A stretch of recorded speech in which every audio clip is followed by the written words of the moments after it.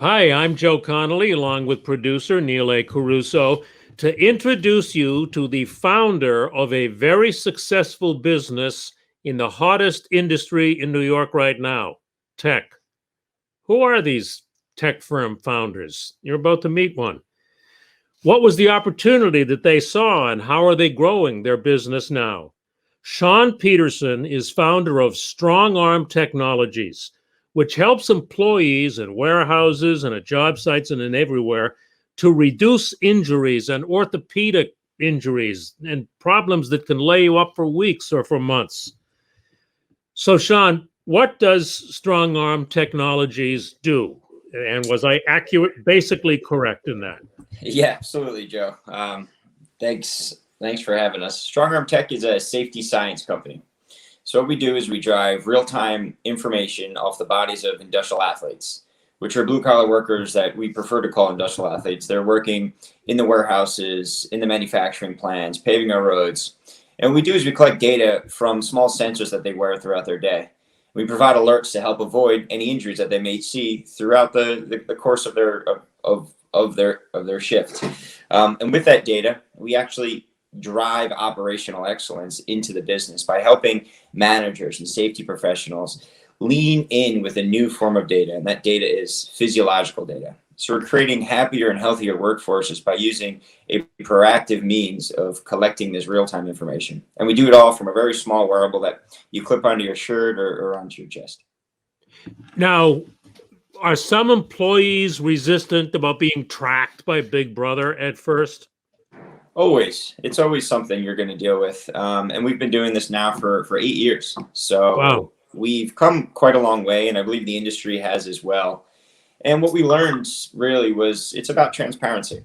And when we started out, we began working with unions and really learning in depth what are the things that are required to have a progressive and connected digital safety program, but also walk the line of safety, privacy, and security, and making sure that everyone is comfortable with the data we're collecting.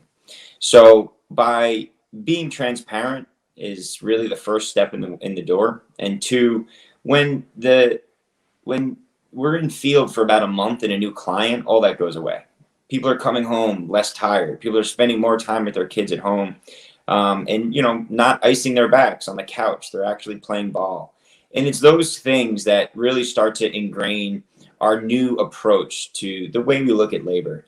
And I think, through COVID, you saw a great deal of challenges in the supply chain and in EHS and safety in general, and allowing us to enter into the space by providing continuity, allowing folks to get back to work faster and safer. We're all reasons where folks have really just realized now that wearables are a part of the future of industry, particularly Industry 4.0 now has embraced wearables, and we're glad to be there to protect the industrial athlete and give them a seat at the decision-making table. What does this data cause to happen in real life? Is it that somebody comes down with a pulled muscle in the back and you use the data to say, look, when you lifted that box that way, that's what did it? I mean, how does this get explained to the person? So we try to make it so that it's intuitive, and we do that by being proactive and predictive. So the small sensor that you wear is actually collecting around a dozen inputs of potential risk around 12 and a half times a second. So we're processing so much information, and the goal for us is to not overcomplicate anything, but rather just provide small insights throughout your day so that you can avoid getting hurt.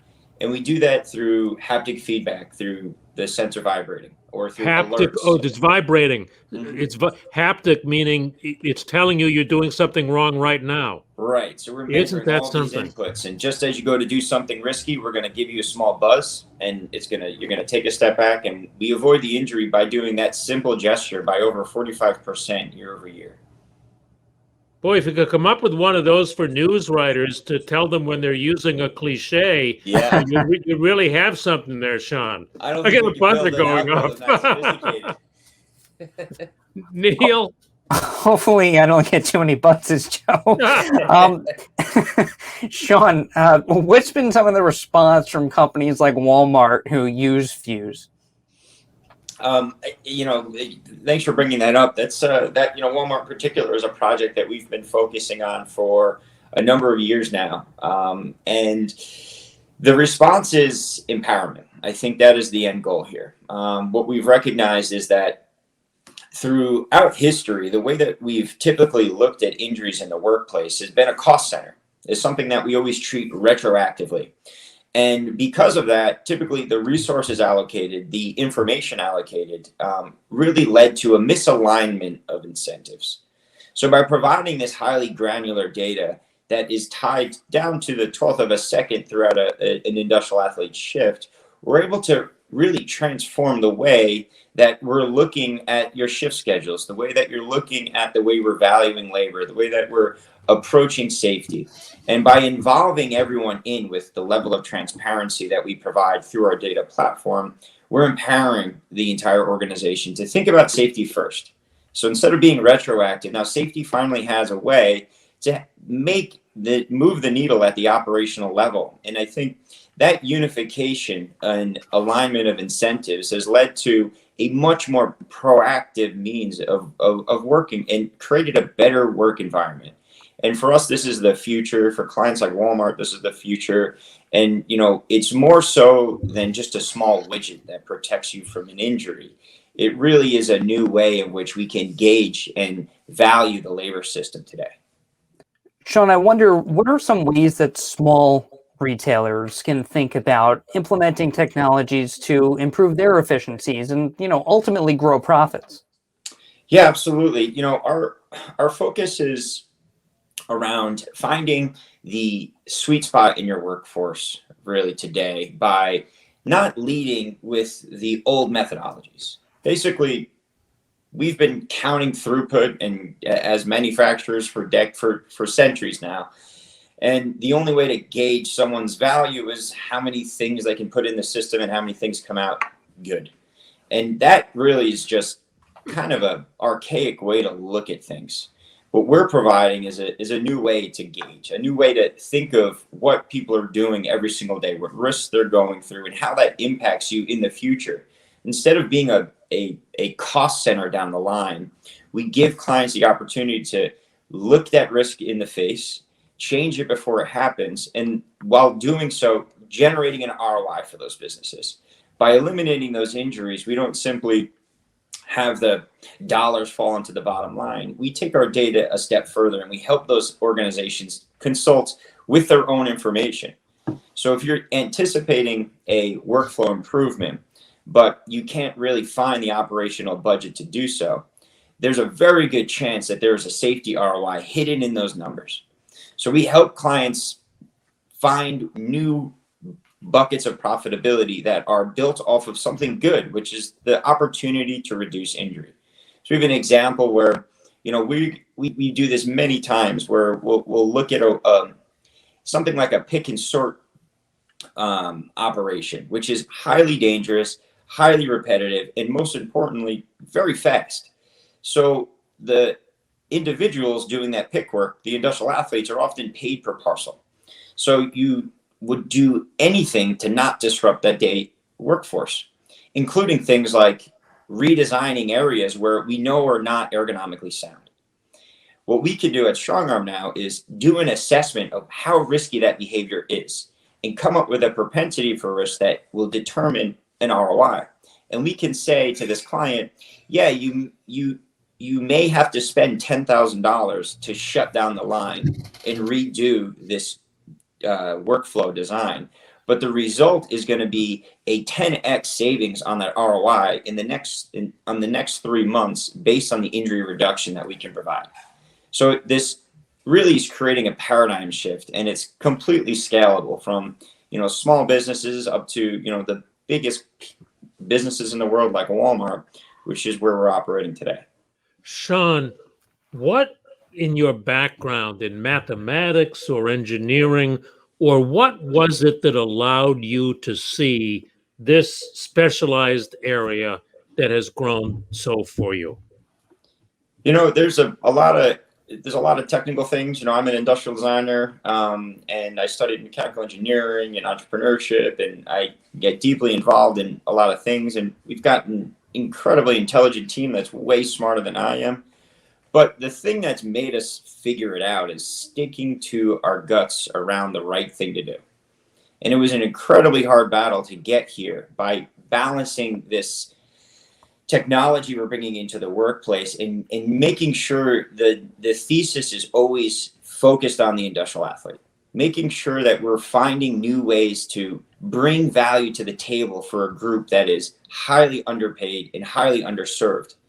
And it was a challenge, but the only way we got through it is not by having a magic bullet out the gate, but rather working with organizations very closely to learn how they tick and learn how inside of that operational challenge, how can we give safety a seat at the table? How can we give a voice for the future of the industrial athlete a seat at that table? And through data, we were able to find this inextricable link that allowed this conduit to happen, that allowed these conversations to evolve. How did you support yourselves or the business in this period when you were forming these collaborations, which would eventually lead to such success? Through a great deal. So, we're venture backed, but the way that we really drove was through innovation. We are in an industry that has an incredibly long sales cycle. And while you're building a cadence in such a big siloed organization, there's so many different directions you can be pulled in. And as a small startup, we had to pick and choose which things we wanted to solve first.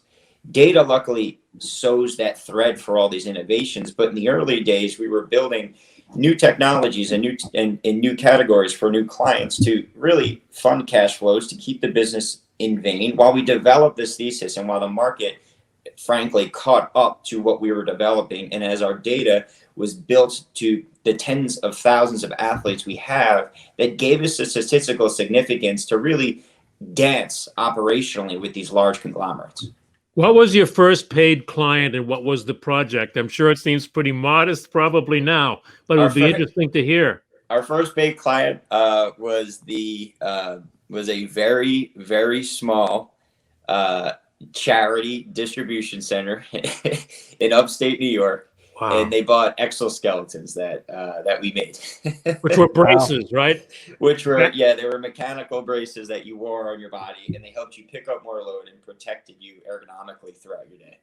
And I just have to ask before we go back to Neil for one more. What advice do you have for business owners who don't want to sell to Walmart, but who want to sell to larger clients in whatever industry there is? How do you get in? What do you tell them? Oh, it's the things that we've learned over the time is that you have to have a multi-pronged approach, but you have to start with the end user and you have to never lose sight of that individual at all. In fact, focus on that person more, right? It's almost, those are the folks who have the pain point, who bring you in the fold, and they may not have the budget to take you globally with the organization, but they are the champions and they are the best voice of customer. Find an ally. It's almost like the old adage, right? Like treat your new friends like silver and your old like gold. That's really how we try to operate. And we build our teams around that narrative, around that thesis of protecting the person initiative that brought us in the door. And as the other initiatives evolve around it, they always tie back to the original thread. Neil? So interesting. I wonder, how have you refined your pitch over time? As you grow from client to client, how are you refining that pitch so that you can get those big fish? The more conversations we have, the more time we spend with our clients, and the more we're able to do things like client councils and use new tools to take some of those words that we hear in the things they want in the future. The pitch evolves based on the client's needs. It's as simple as that. The more value we can provide, the more articulate we can be in terms of the pain point we're solving.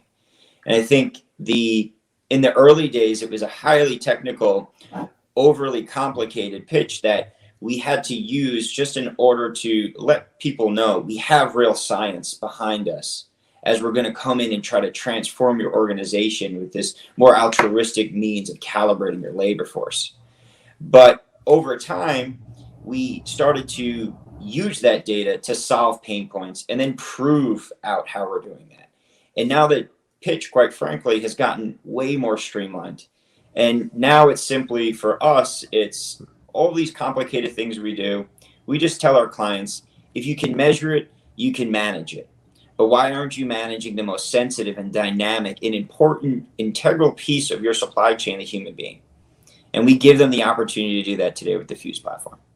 Finally, how strong is the New York tech industry? What do you hear from colleagues and peers? Is it booming? Will it continue to boom? Will it level off? What's your crystal ball view?